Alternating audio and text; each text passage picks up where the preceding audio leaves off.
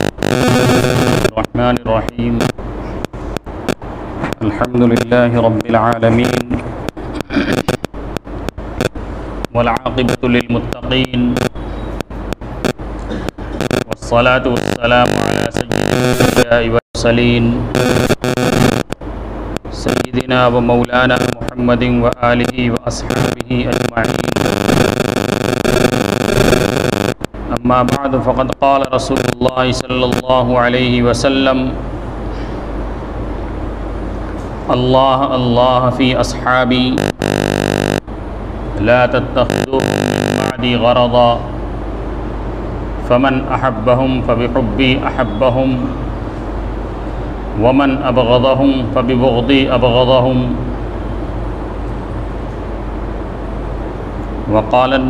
وقال في موضع آخر: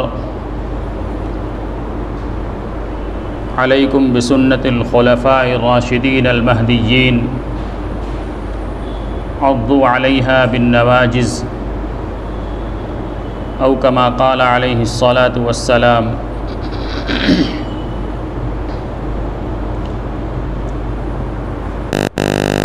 میرے محترم بھائیوں، دوستوں، بزرگوں، اللہ تبارک و تعالی نے اپنے حبیب جناب رسول اللہ صلی اللہ علیہ وسلم کے لیے اس دنیا میں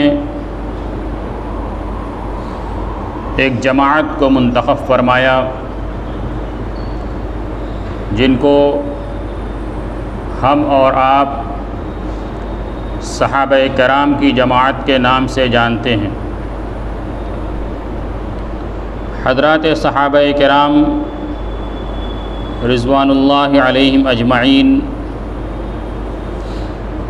انہوں نے دین کے لیے کتنی قربانیاں دیں، اپنے ایمان کو انہوں نے کیسے محفوظ کیا، ایمان کو کیسے انہوں نے طاقت پہنچائی، اور دین کے لیے کتنی مصیبتیں برداشت کی، یہ ایک مستقل باب ہے۔ لیکن اس وقت دوسری بات عرض کرنی ہے کہ کیا صحابہ کرام کی جماعت دنیا میں یوں ہی آ گئی یا اس کے ساتھ اللہ تبارک و تعالیٰ کا کوئی خاص فضل ہے؟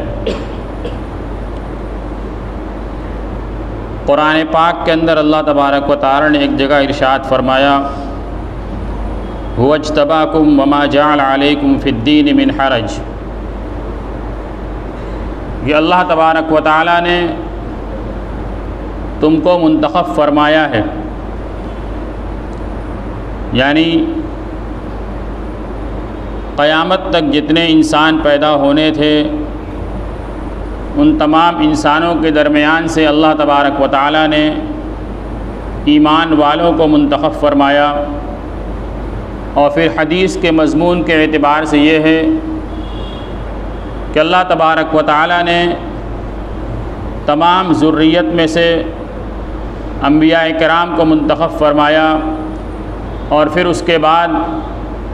جناب رسول اللہ صلی اللہ علیہ وسلم کے صحابہ کرام کو ان کے درمیان سے منتخب فرمایا۔ اس سے یہ بات معلوم ہوئی کہ صحابہ کی جماعت وہ اللہ تبارک و تعالیٰ کی طرف سے منتخب کردہ جماعت ہے، چنی ہوئی جماعت ہے۔ ان کو اللہ تبارک و تعالیٰ نے کیوں چنا؟ فرمایا اللہ تبارک و تعالیٰ نے ان کو جناب رسول اللہ صلی اللہ علیہ وسلم کی نصرت کے لیے اور آپ کے دین کی حفاظت کے لیے اللہ نے منتخب فرمایا کہ یہ دین انہی صحابہ کرام کے واسطے سے آگے چلے گا۔ چنانچہ حضرات صحابہ کرام نے جناب رسول اللہ صلی اللہ علیہ وسلم سے دین کی ایک ایک بات کو سنا اور اس کو محفوظ کیا، اور اس کو آگے کی نسل تک پہنچایا۔ پھر اس کے بعد کچھ زمانہ گزرا تو دنیا کے اندر دوسرے نظریات کے لوگ پیدا ہوئے، اور انہوں نے صحابہ کرام کے اوپر یعنی صحابہ کے سلسلے میں ان کی زبان کھلنا شروع ہوئی، اور صحابہ کے معیار کو انہوں نے کم کرنے کی کوشش کی۔ تو جناب رسول اللہ صلی اللہ علیہ وسلم نے اپنی زندگی ہی کے اندر صحابہ کے ذریعے سے امت کو یہ پیغام دے دیا تھا کہ اس دنیا کے اندر انبیاء کرام کے بعد برگزیدہ ترین جماعت صحابہ کرام کی جماعت ہے، اور صحابہ کا ایمان بعد والوں کے لیے معیار ہے، صحابہ کی عدالت بعد والوں کے لیے معیار ہے، صحابہ کا تقوی بعد والوں کے لیے معیار ہے۔ قرآن پاک کے اندر بے شمار آیات ایسی ہیں جن کے اندر صحابہ کرام کے فضائل کو اللہ تبارک و تعالی نے مستقل بیان فرمایا ہے، اور ان سے رضا کا پروانہ قرآن کے اندر اللہ تبارک و تعالی نے عطا فرمایا۔ سورہ فتح کے اندر جہاں پر حدیبیہ کا واقعہ بیان کیا گیا، اس کے اندر اللہ تبارک و تعالی نے ارشاد فرمایا لقد رضی اللہ عن المؤمنین اذ یبایعونک تحت الشجرہ،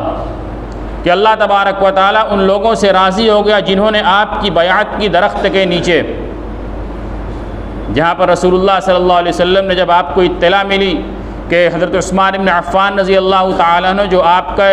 پیغام رساں بن کر مکہ مکرمہ گئے، تو وہاں سے اطلاع آئی تھی کہ مکہ والوں نے آپ کو نعوذ باللہ شہید کر دیا، تو اس کے بعد رسول اللہ صلی اللہ علیہ وسلم نے صحابہ کرام سے موت کے اوپر بیعت لی تھی، جس کو بیعت الرضوان کہتے ہیں۔ اللہ تبارک و تعالی نے ان تمام صحابہ کے بارے میں رضا کا پروانہ قرآن کے اندر سنایا لقد رضی اللہ عن المؤمنین، کہ اللہ تبارک و تعالی ان ایمان والوں سے خوش ہو گیا جنہوں نے درخت کے نیچے رسول اللہ صلی اللہ علیہ وسلم کی بیعت کی۔ اسی سورہ فتح کے آخری کے اندر اللہ تبارک و تعالی نے ارشاد فرمایا محمد الرسول اللہ،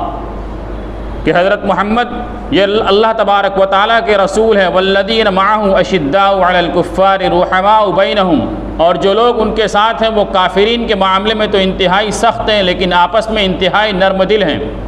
اور آگے ان کی صفات بیان فرمائی تراہم رکعا سجدا یبتغون فضلا من اللہ ورضوانا، کہ تم ان کو دیکھو گے کبھی وہ رکوع کے اندر ہے کبھی وہ سجدے کے اندر ہیں، یبتغون فضلا من اللہ، اللہ تبارک و تعالیٰ کے فضل کو وہ تلاش کرتے ہیں۔ اور بھی قرآن کی بہت ساری آیات کے اندر صحابہ کرام کے فضیلت کو مستقل طور پر بیان کیا گیا ہے۔ اس کے علاوہ احادیث کے اندر ابھی میں نے آپ کے سامنے جو حدیث کا ٹکڑا پڑھا جو آپ مستقل خطبے کے اندر سنتے رہتے ہیں، اللہ اللہ فی اصحابی، کہ اللہ سے ڈرتے رہو، اللہ سے ڈرتے رہو۔ 2 مرتبہ رسول اللہ صلی اللہ علیہ وسلم نے ارشاد فرمایا اللہ سے ڈرو، اللہ سے ڈرو، کس سلسلے میں؟ فی اصحابی، میرے صحابہ کے بارے میں، یعنی ان کو کسی طرح کا برا بھلا مت کہو۔ کیوں؟ فرمایا فمن احبہم فبحبی احبہم ومن ابغضہم فببغضی ابغضہم، فرمایا جو شخص صحابہ کرام سے محبت رکھے گا، جس نے صحابہ سے محبت کی، اس کی محبت کی بنیاد کیا ہے؟ ان سے محبت کرے گا تو اس کی وجہ یہ ہے کہ وہ مجھ سے محبت کرتا ہے، فبحبی احبہم، وہ میری محبت کی وجہ سے صحابہ کرام سے محبت رکھتا ہے۔ اور آگے فرمایا ومن ابغضہم، اور جو صحابہ سے بغض رکھے گا، جو ان سے نفرت کرے گا، فرمایا وہ مجھ سے نفرت کی بنیاد پر صحابہ کرام سے نفرت رکھے گا۔ یعنی صحابہ سے محبت کرنا دراصل جناب رسول اللہ صلی اللہ علیہ وسلم سے محبت کا نتیجہ ہے، اور صحابہ کرام سے بغض رکھنا یہ دراصل جناب رسول اللہ صلی اللہ علیہ وسلم سے بغض کا نتیجہ ہے۔ یہ رسول اللہ صلی اللہ علیہ وسلم نے اس کی سند دی ہے، آپ صلی اللہ علیہ وسلم نے براہ راست اس کو ارشاد فرمایا ہے کہ ان سے محبت میری محبت کی وجہ سے اور ان سے نفرت میری نفرت کی وجہ سے ہے۔ دوسری حدیث جو میں نے آپ کے سامنے خطبے کے اندر پڑھی، جو لمبی حدیث کا ٹکڑا ہے،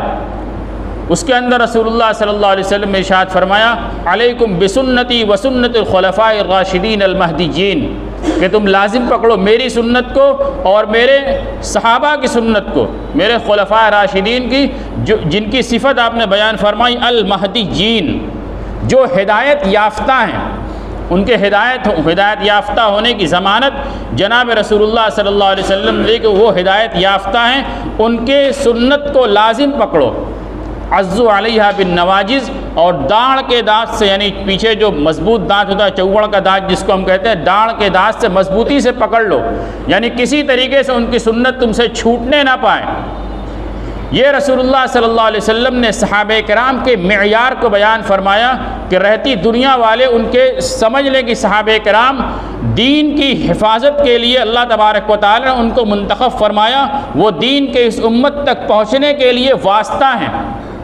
جس کا نتیجہ کیا بنے گا؟ جس کا نتیجہ یہ بنے گا کہ اگر کوئی اس دنیا کے اندر صحابہ کرام کے بارے میں کوئی ایک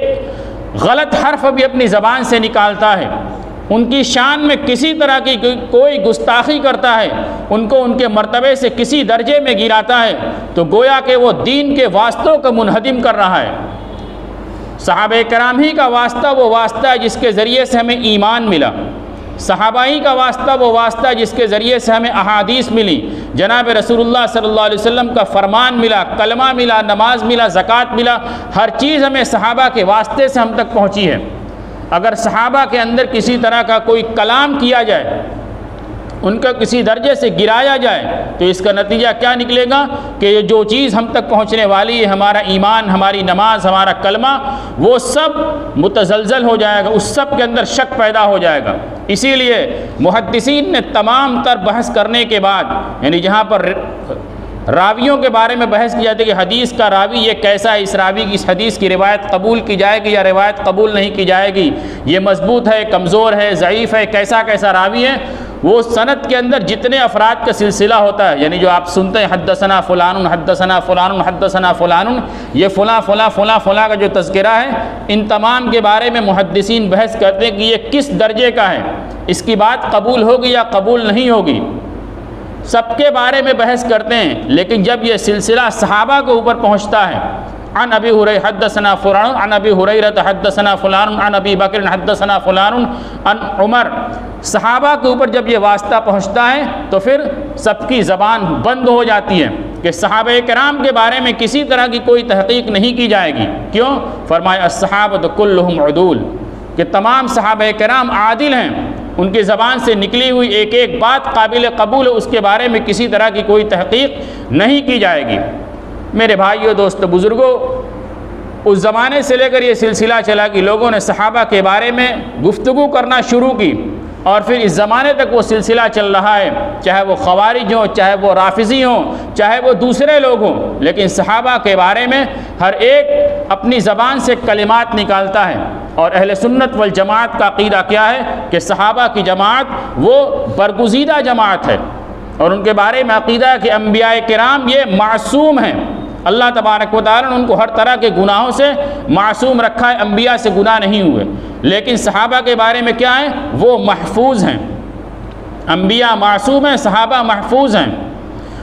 محفوظ ہونے کا کیا مطلب؟ کہ صحابہ کرام سے بشری تقاضے کے مطابق کوئی غلطی ہو سکتی ہے، کوئی یعنی خطا ان سے ہو سکتی ہے، لیکن اللہ تبارک و تعالی نے چونکہ ان کو منتخب فرمایا ہے تو اللہ تبارک و تعالی ان کو توفیق دیں گے کہ وہ اپنی گناہ سے توبہ کریں۔ اگر وہ کسی جگہ پر بھٹک گئے تو وہ اپنی جگہ پر واپس آ جائیں، وہ اس سے توبہ کر لے، اللہ تبارک و تعالی ان کو زندگی میں توفیق دیں گے۔ کیوں؟ اس لیے کہ ان کو دین کو آگے تک پہنچانے کے لیے واسطہ بنانا ہے، اور یہ واسطہ جناب رسول اللہ صلی اللہ علیہ وسلم نے خود ارشاد فرمایا ہے۔ حجۃ الوداع کے موقع پر جب رسول اللہ صلی اللہ علیہ وسلم نے عرفات کے میدان میں جو اس وقت تک کا سب سے بڑا اجتماع تھا، 1,24,000 صحابہ کرام وہاں پر موجود تھے، ان تمام صحابہ کرام کے سامنے رسول اللہ صلی اللہ علیہ وسلم نے ان سے پوچھا تھا، الا هل بلغت، کیا میں نے اس دین کی ذمہ داری کو تم تک پہنچا دیا؟ کیا میں نے اس دین کی ذمہ داری کو تم تک پہنچا دیا؟ تو تمام صحابہ کرام نے یک زبان ہو کر اس کی گواہی دی تھی کہ اللہ کے نبی صلی اللہ علیہ وسلم آپ نے نہ صرف پہنچا دیا بلکہ پہنچانے کا حق ادا کر دیا، اور امت کی خیرخواہی آپ نے مکمل طریقے سے کر دی۔ صحابہ کرام نے اس کی گواہی دی تو اللہ کے رسول صلی اللہ علیہ وسلم نے اللہ تبارک و تعالیٰ کو 3 مرتبہ گواہ بنایا، اللہم اشہد اللہم اشہد اللہم اشہد، کہ اللہ تو گواہ رہنا۔ وہ لمبا بیان ہے جناب رسول اللہ صلی اللہ علیہ وسلم کا عرفات کے میدان میں۔ اس بیان کے اخیر میں جناب رسول اللہ صلی اللہ علیہ وسلم نے فرمایا الا فلیبلغ الشاہد منکم الغائب، کہ جو لوگ یہاں پر موجود ہیں وہ غیر موجود تک اس دین کی ذمہ داری کو پہنچا دیں، یعنی آگے کی نسلوں تک اس دین کی ذمہ داری کو پہنچانے کا اولین مصداق اور اولین ذمہ داری صحابہ کرام کو دی گئی کہ تم نے مجھ سے جو سیکھا ہے وہ آگے تک پہنچانا تمہاری ذمہ داری ہے، اور صحابہ کرام نے اس ذمہ داری کو کما حقہ ادا کیا، جیسا ان کو ادا کرنا چاہیے تھا۔ اس لیے ہمیں صحابہ کے بارے میں انتہائی معتدل رہنے کی ضرورت ہے کہ صحابہ کرام اس دین کے لیے ہمارے اور جناب رسول اللہ کے درمیان واسطہ ہیں۔ اگر صحابہ کی ذات کے اوپر کسی طرح کی کوئی حرف آتا ہے تو ہم بلا سوچے سمجھے اس کو ٹھکرا دیں گے کہ صحابہ کے بارے میں ہم کسی طرح کے کسی غلط لفظ کو سننے کے روادار نہیں ہیں۔ ان کے فضائل کیا ہیں؟ حدیث کے اندر جناب رسول اللہ صلی اللہ علیہ وسلم نے ارشاد فرمایا کہ صحابہ کرام نے اللہ کے راستے میں اگر ایک مد کوئی چیز خرچ کی، ایک مد پیسہ یا ایک مد آٹا یا یعنی ایک مٹھی کوئی چیز خرچ کی ہے، اور اگر تمہارے زمانے کا کوئی آدمی احد پہاڑ کے برابر بھی خرچ کر دے تو وہ فضیلت کے اندر صحابہ کرام کے برابر نہیں ہو سکتا۔ اور صحابہ کے معیار کے بارے میں جناب رسول اللہ صلی اللہ علیہ وسلم نے ارشاد فرمایا کہ جب تم کسی ایسے آدمی کو دیکھو جو صحابہ کرام کو برا بھلا کہتا ہے، صحابہ کرام کو گالی دیتا ہے، تو آپ نے کیا فرمایا؟ آپ نے فرمایا کہ اس کو اوپر یعنی اس سے کہو کہ اللہ تبارک و تعالیٰ کی لعنت ہو تمہارے شر کے اوپر، اللہ کی لعنت ہو تمہارے شر کے اوپر۔ یعنی رسول اللہ صلی اللہ علیہ وسلم نے فرمان کا خلاصہ کیا نکلا کہ جو شخص صحابہ کے بارے میں یعنی ان کی شان میں گستاخی کرے، ان کو گالی گلوچ دے، فرمایا اس کے اوپر اللہ تبارک و تعالیٰ کی لعنت پہنچاؤ۔ آپ احادیث کے ذخیرے کو اٹھا کر پورے پڑھ جائیے، پوری سیرت کو اٹھا کر پڑھ جائیے، پورے قرآن کو اٹھا کر پڑھ جائیے، آپ کو کہیں پر کوئی ایک عمل ایسا نہیں ملے گا جس عمل کے اوپر جناب رسول اللہ صلی اللہ علیہ وسلم نے براہ راست یہ فرمایا کہ اس کے اوپر یعنی اس کی وجہ سے اس آدمی کے اوپر لعنت کرو۔ قرآن کے اندر بہت جگہ پر لعنت کا لفظ استعمال فرمایا گیا، لیکن کہیں پر نامزد کر کے نہیں فرمایا۔ فرمایا الا لعنت اللہ علی الکاذبین الا لعنت اللہ علی الظالمین، اس طریقے سے فرمایا کہ ظالمین پر اللہ کی لعنت ہو، کاذبین پر اللہ کی لعنت ہو، منافقین پر ہو، فلانے یعنی جو اوصاف کو بیان فرمایا کہ جو اس طرح کے وصف کے لوگ ہیں، جو جھوٹے ہیں، جو ظالم ہیں، ان پر لعنت ہو۔ کہیں پر نام لے کر تذکرہ نہیں آیا کہ فلانے شخص کے اوپر لعنت کرو۔ صرف ایک یہ جگہ ہے جہاں پر اللہ کے نبی صلی اللہ علیہ وسلم نے ارشاد فرمایا کہ اگر کوئی شخص صحابہ کے بارے میں برا بھلا کہتا ہے تو اس کے اوپر براہ راست لعنت بھیجو۔ اس سے آپ اندازہ کر سکتے ہیں صحابہ کی عظمت کتنی ہے، جناب رسول اللہ صلی اللہ علیہ وسلم کی نگاہ میں ان کی کیا وقعت ہے، اور کیوں نہ وقت ہو صحابہ کرام نے اپنا سب کچھ، اپنی جان، اپنا مال جناب رسول اللہ صلی اللہ علیہ وسلم کی ذات کے اوپر لٹا دیا۔ اور پھر اس کے بعد اللہ کے رسول صلی اللہ علیہ وسلم نے صحابہ کرام کے فضائل کو ترتیب وار بھی بیان فرمایا، خلفائے راشدین کے بارے میں بیان فرمایا، اس کے بعد اور صحابہ کرام کے بارے میں آپ نے امت کے سامنے نمونہ پیش فرما دیا کہ اس عمل کے اندر اگر کسی کی اتباع کرنی ہو تو فلاں ہے، اس عمل کے اندر اتباع کرنی ہو تو فلاں ہیں۔ آپ نے حضرت ابوبکر کے بارے میں فرمایا جو آپ خطبے کے اندر سنتے رہتے ہیں، ارحم امتی بامتی ابو بکر، اگر رحم کی صفت دیکھنی ہو تو حضرت ابوبکر صدیق رضی اللہ تعالیٰ عنہ کے اندر دیکھو، یعنی میری امت کے بارے میں سب سے زیادہ رحم دل کون ہے؟ حضرت ابو بکر ہے۔ واشدہم فی امر اللہ عمر، دین کے بارے میں اگر کسی کی شدت دیکھنی ہو تو وہ حضرت عثمان ہیں۔ واحیاہم عثمان، سب سے زیادہ یہ دین کی شدت کے بارے میں حضرت عمر ہیں، اور کسی کی حیا کو دیکھنا ہو تو حضرت عثمان کی حیا کو دیکھے، کسی کی گواہی، کسی کی فیصلے کو دیکھنا ہو، کسی کی قضا کو دیکھنا ہو، کسی کے ججمنٹ کو دیکھنا ہو تو وہ حضرت علی رضی اللہ تعالیٰ عنہ کو دیکھے۔ آپ نے فرمایا کہ حلال حرام کو سب سے زیادہ جاننے والے حضرت معاذ بن جبل رضی اللہ تعالیٰ عنہ ہیں، اور دیگر موقع پر آپ نے صحابہ کرام کے فضائل کو مستقل طور پر بیان فرمایا ہے۔ میرے کہنے کا مقصد یہ اخیر میں 2 منٹ کے اندر میں عرض کروں کہ آج ہم جس دور سے گزر رہے ہیں، اس دور کے اندر آپ کو ہر جگہ ایسے لوگ مل جائیں گے جن کی زبانیں صحابہ کرام کے بارے میں انتہائی زیادہ بے محتاط ہیں، جس کی زبان پر جو آتا ہے، جس کے بارے میں آتا ہے وہ کہہ دیتا ہے، لیکن وہ اس کو سوچتا نہیں کہ ہماری اس بول کا اثر کہاں تک پہنچے گا۔ اس سے ہمارے دین کی بنیاد منہدم ہو جائے گی، وہ اس کو تصور نہیں کرتا، اور ہم اس کی لچھے دار زبان کے اندر آ کر یہ کہہ دیتے ہیں کہ اس نے کیا اچھی بات کہی ہے۔ جیسے جب مودودی صاحب کا وجود ہوا تھا اور انہوں نے اپنا لٹریچر تحریر کیا تھا، تو اس کے اندر انہوں نے جب دفعات لکھی تھی تو اس میں انہوں نے ایک دفعات لکھی تھی کہ دنیا کے اندر جتنے لوگ پیدا ہوئے ہیں ان میں سے ہر آدمی، یعنی کوئی آدمی تنقید سے اوپر نہیں ہے، ہر آدمی کے بارے میں تنقید کی جا سکتی ہے کہ فلاں کے اندر فلاں کمی، فلاں کے اندر فلاں کمی۔ لوگوں کو بڑی اچھی بات لگی کہ ہمیں تو اس سے یعنی اظہار رائے کی آزادی مل رہی ہے، جو آج کا نعرہ ہے۔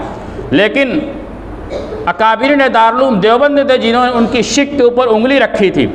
حضرت مولانا شیخ الاسلام حسین احمد مدنی رحمۃ اللہ علیہ نے ان کی جو مختلف دفعات تھی اس میں جو 6 نمبر کی جو دفعات تھی اس کے اوپر یہ لکھا ہوا تھا کہ دنیا کے اندر کوئی بھی آدمی تنقید سے بالا تر نہیں۔ تو انہوں نے اس پہ سوال کیا تھا کیا انبیاء کرام، کیا صحابہ کرام بھی اس کے اندر داخل ہیں؟ وہیں سے فرق پیدا ہوا تھا کہ اہل سنت والجماعت کا نظریہ صحابہ کرام کے بارے میں کیا ہے۔ یہ علماء دیوبند بلکہ اہل سنت والجماعت کا بنیادی عقیدہ ہے، بنیادی ان کی بات ہے کہ اگر کسی کے بارے میں دیکھنا ہو کہ یہ اہل حق ہے یا اہل حق نہیں ہے تو صحابہ کرام کے بارے میں اس کی رائے معلوم کر لو، صحابہ کرام کے بارے میں اس کا نظریہ معلوم کر لو۔ اگر صحابہ کرام کے بارے میں اس کی رائے معتدل ہے تو وہ آدمی درست ہے، اور اگر کسی ایک صحابی کے بارے میں بھی اس کے اندر کجروی ہے، کسی ایک صحابی کے بارے میں بھی غلط حرف اپنی زبان سے نکالتا ہے، فرمایا کہ وہ آدمی یعنی اس کا ایمان درست نہیں ہے، اس آدمی کے ساتھ اٹھنا بیٹھنا درست نہیں ہے، وہ جناب رسول اللہ صلی اللہ علیہ وسلم کی زبان میں لعنت کا مستحق ہے۔ اس سے اپنے آپ کو دور کرنے کی ضرورت ہے، اس سے اپنے ایمان کو بچانے کی ضرورت ہے۔ اس لیے صحابہ کے بارے میں انتہائی محتاط ہونے کی ضرورت ہے۔ ہر آنی جانی بات کو ہم سن پر اس کو ایمان نہ لائیں، بلکہ ہم اس کو علماء کرام سے معلوم کریں کہ یہ بات جو کہی جا رہی ہے یہ کتنی درست ہے۔ اللہ تبارک و تعالی ہم سب کو کہنے سننے صد عمل کی توفیق عطا فرمائے۔ وآخر دعوانا ان الحمد للہ رب العالمین۔